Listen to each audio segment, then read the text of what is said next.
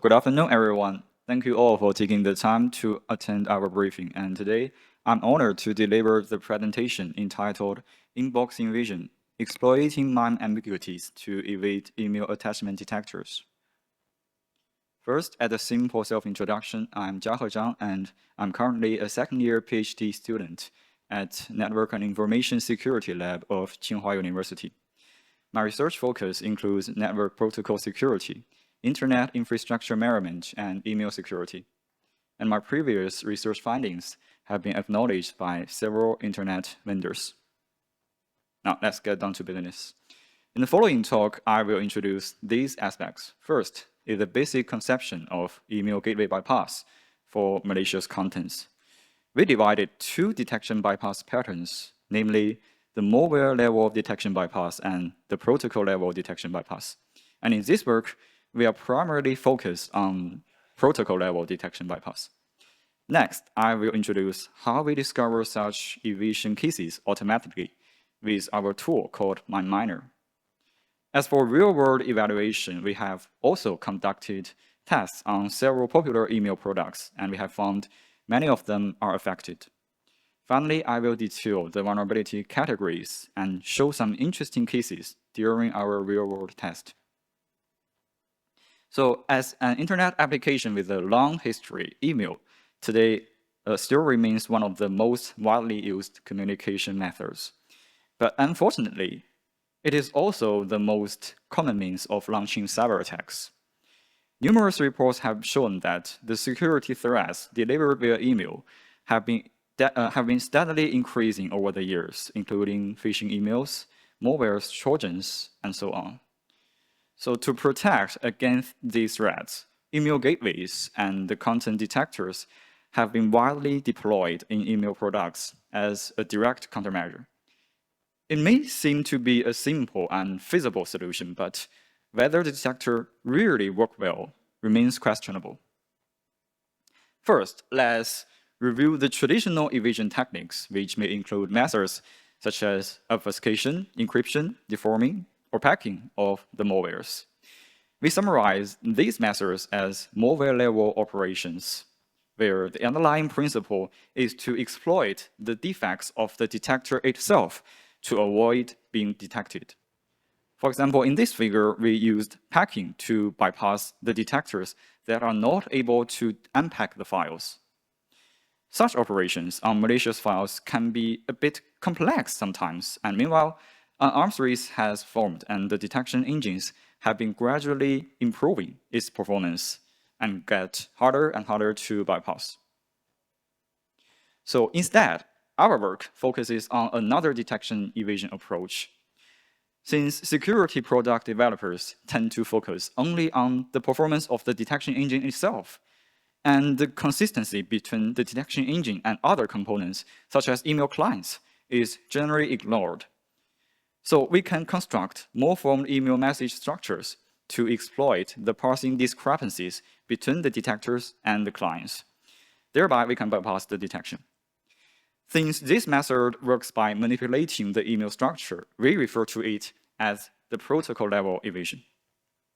So, as demonstrated in a simple example here, when two different content type headers are set in an email, it can confuse certain detectors' understanding of the email's structure, and it will fail to notice the presence of a malicious file.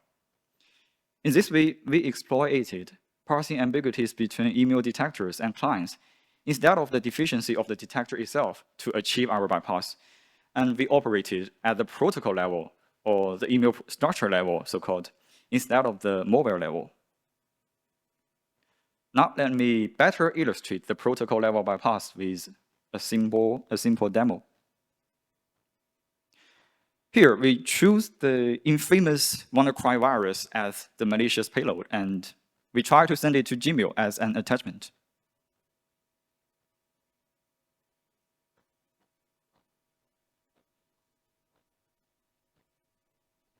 So actually, as we can predict, it will be blocked by Gmail antivirus engine.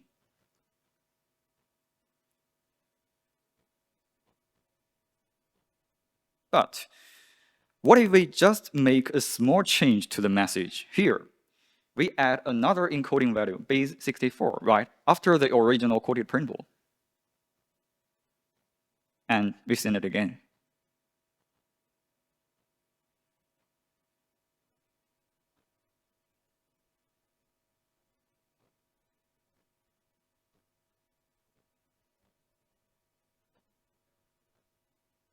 Oh, now we see an exciting result. This time it was successfully delivered.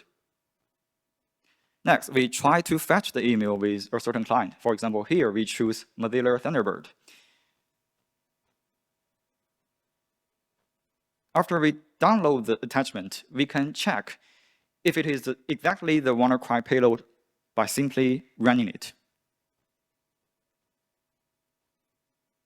Oh, here actually, Windows has already raised an alarm. So in this way, we confirm a valid malicious content detection bypass.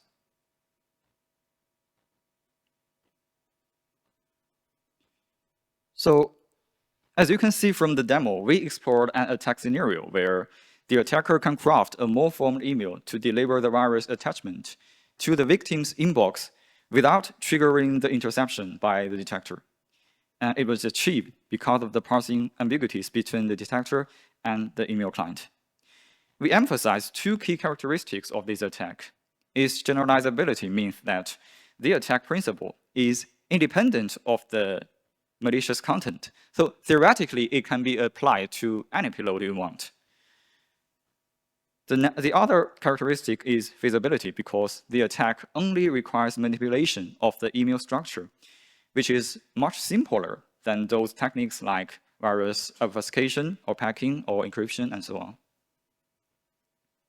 Here, I'd like to briefly introduce the standard for email structure.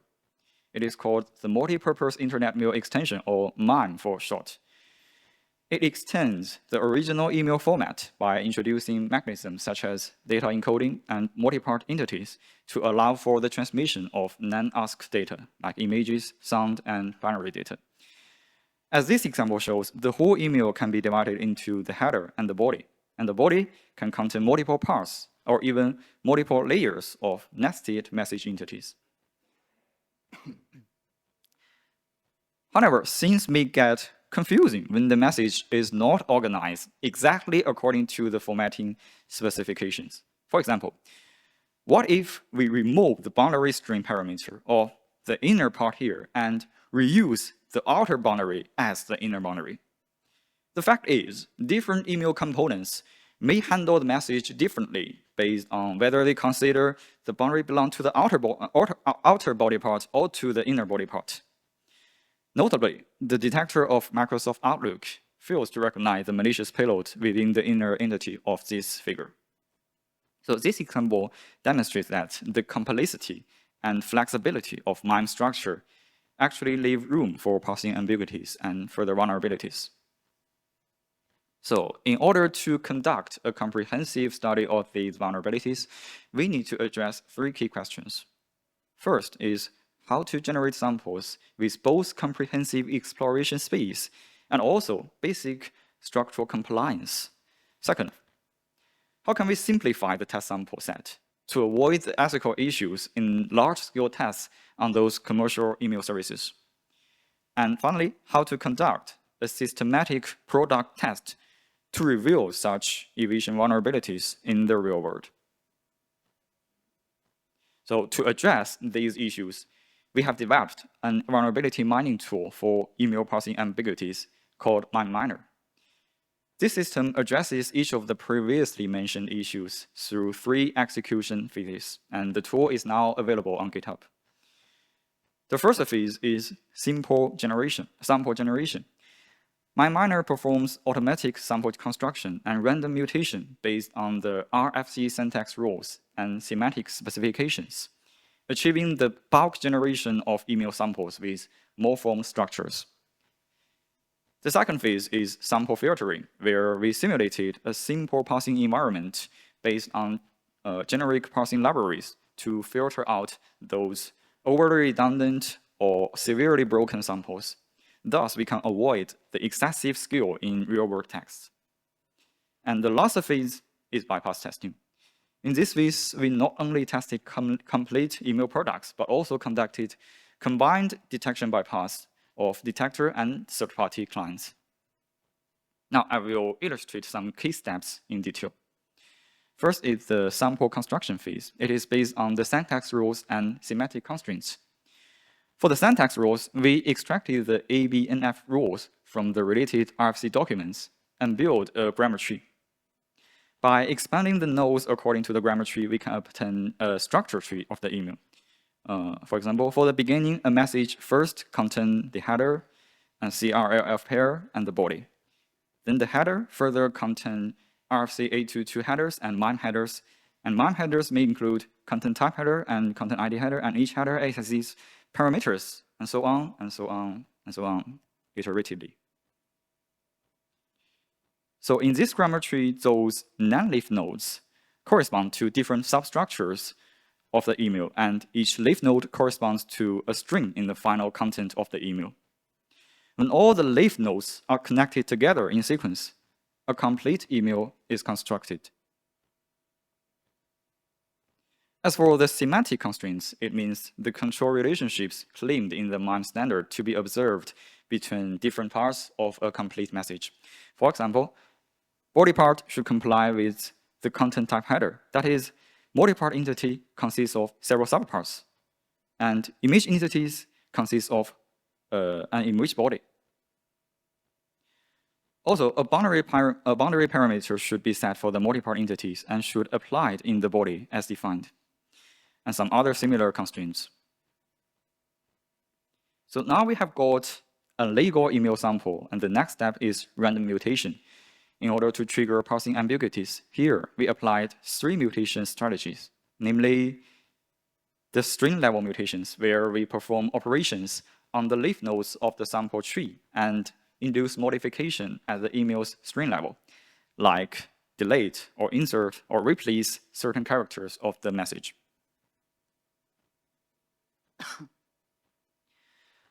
While structure-level mutations are performed on subtrees of the sample structure and induce modifications at email substructure. For example, here we replace the first MIME header entirely from content type to content transfer encoding, together with its value. And the last strategy is targeted mutation by predefined rules. We introduced this strategy in order to cover certain sensitive fields more efficiently and also enhance the extensible feature of our tool.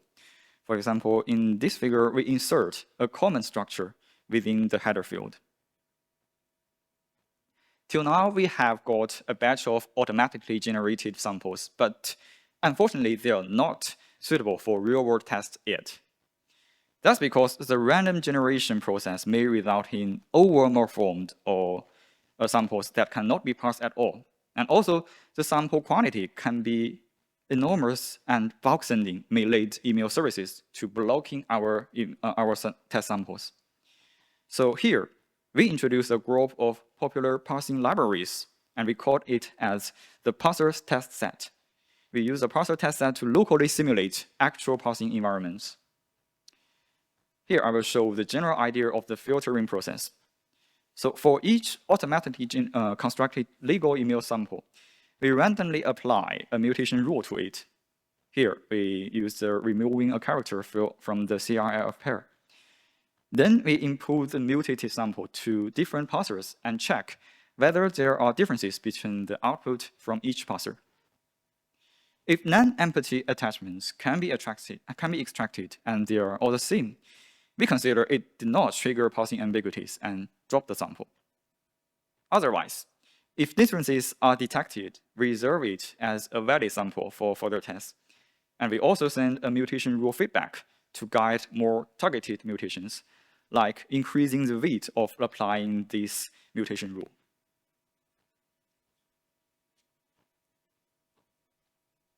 Now let's get to the real-world test. To be specific, our test targets consist of detectors of 15 popular email products, including Gmail, Outlook, iCloud, and also one widely used open source email filter called Ambiguities. Well, on the client side, our test targets were 7 well-known standalone email clients, such as Mozilla Thunderbird and Outlook, and also some email clients based on the organism, based on the OS, such as the Mac OS email client. We also tested each email product's own webmail client. After systematic vulnerability tests on these real-world products, we found that malicious emails with parsing ambiguities can bypass all the 16 detectors. Notably, 10 of them, in 10 of these email products, the detection bypass could be triggered without third-party clients. This indicates that discrepancies between the product's own detector and its webmail in handling email messages.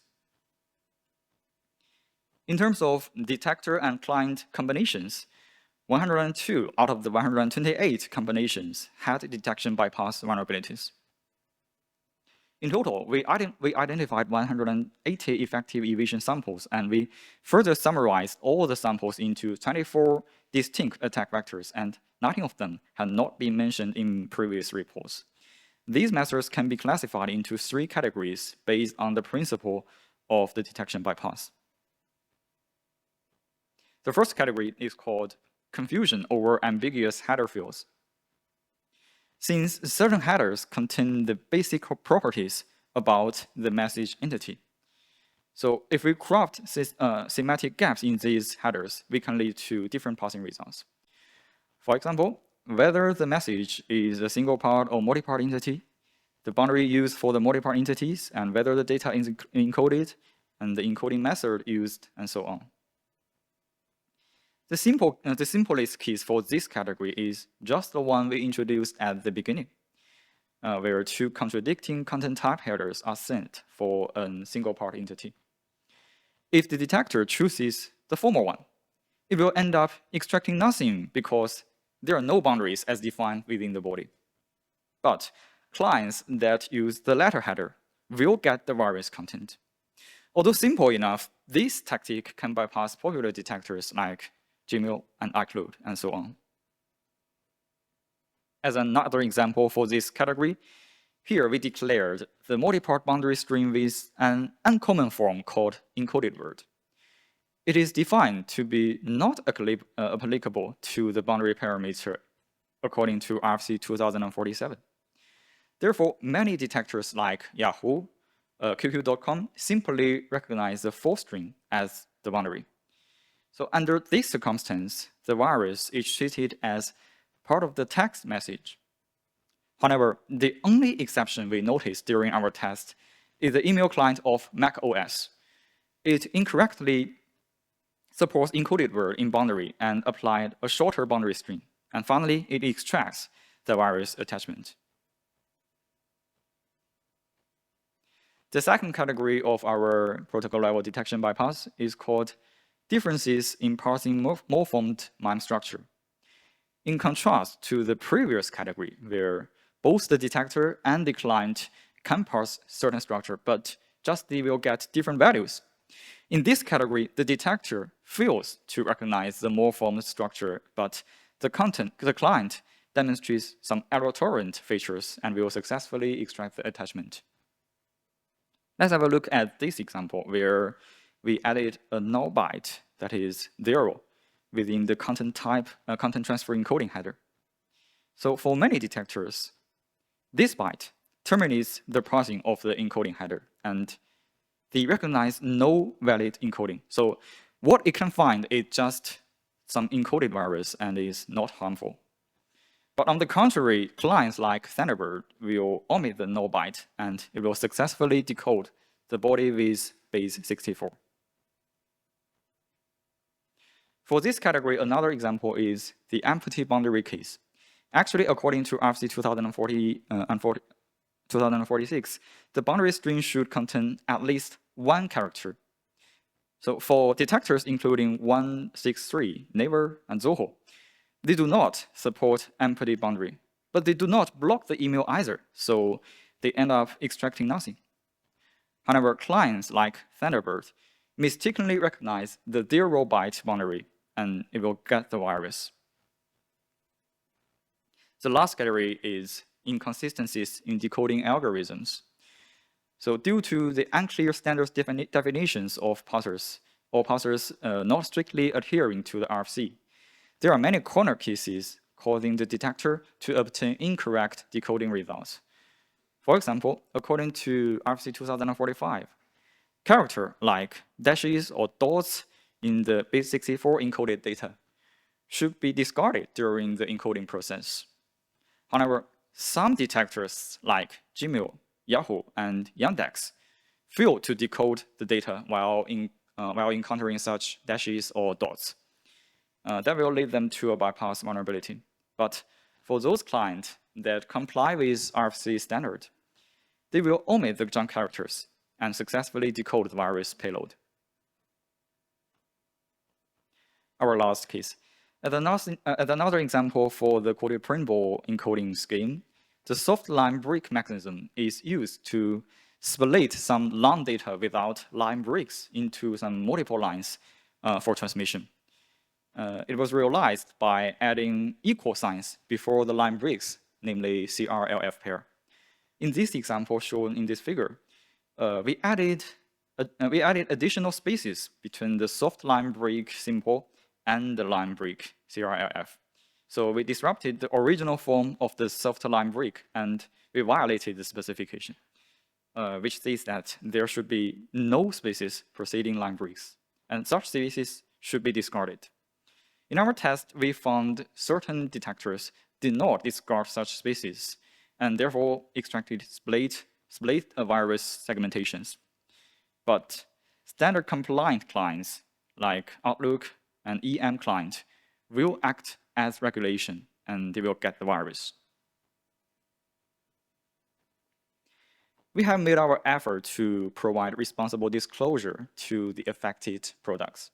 And up to now, 10 vendors have responded to our report, and 8 of them have fixed will fix the vulnerabilities we have found.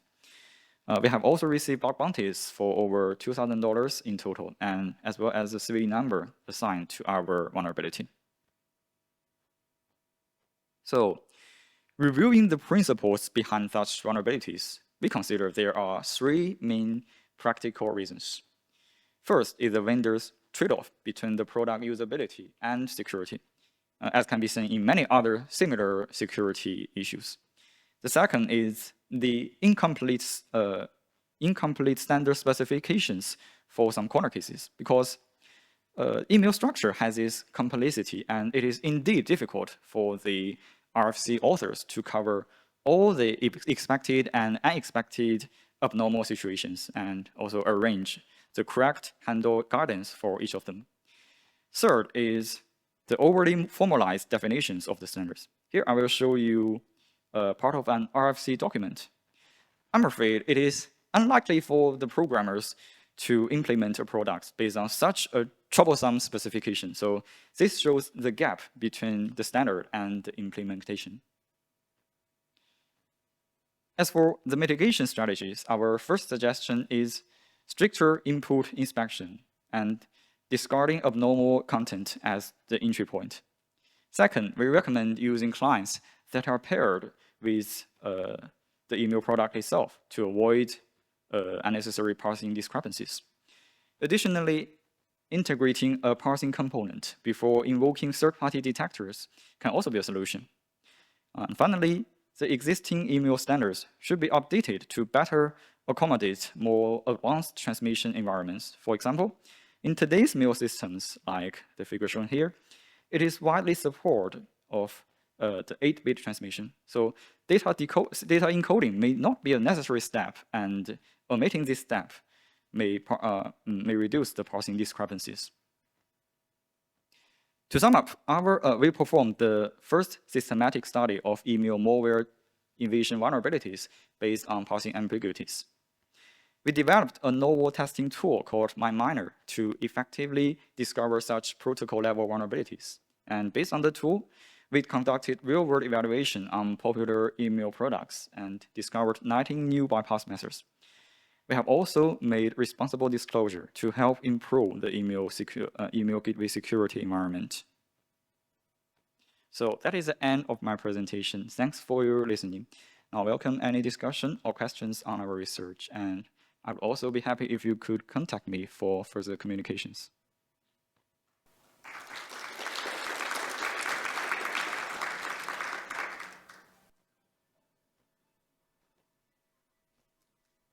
Oh, thank you.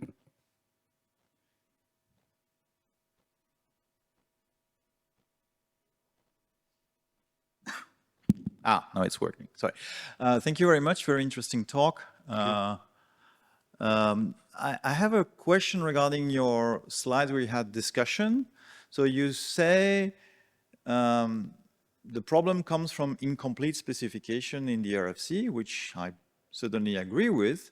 But just after you say over-formalized definition, and you give an example of basically a grammar.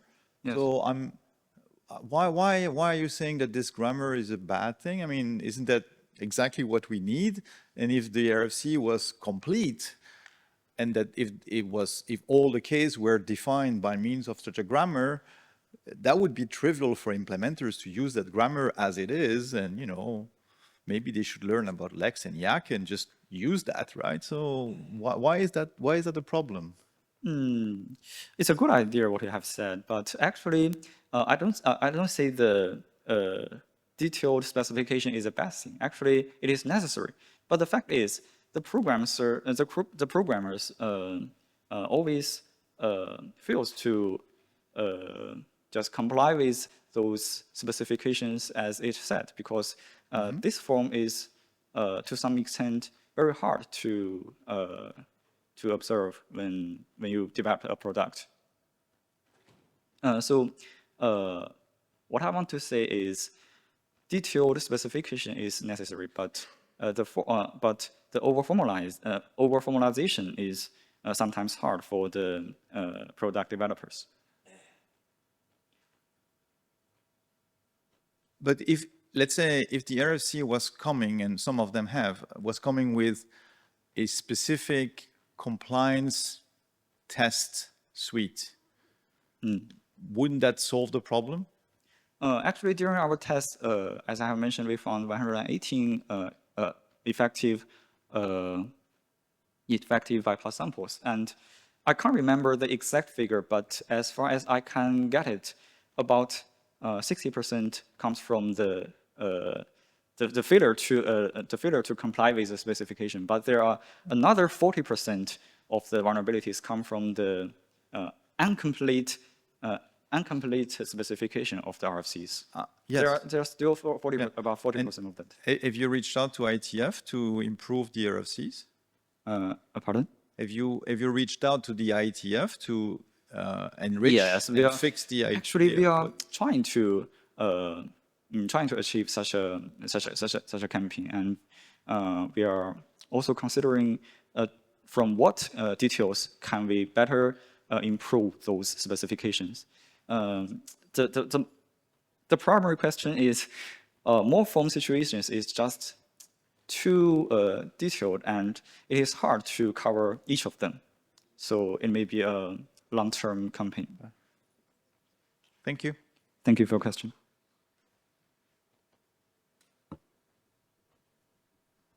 So is there any other questions?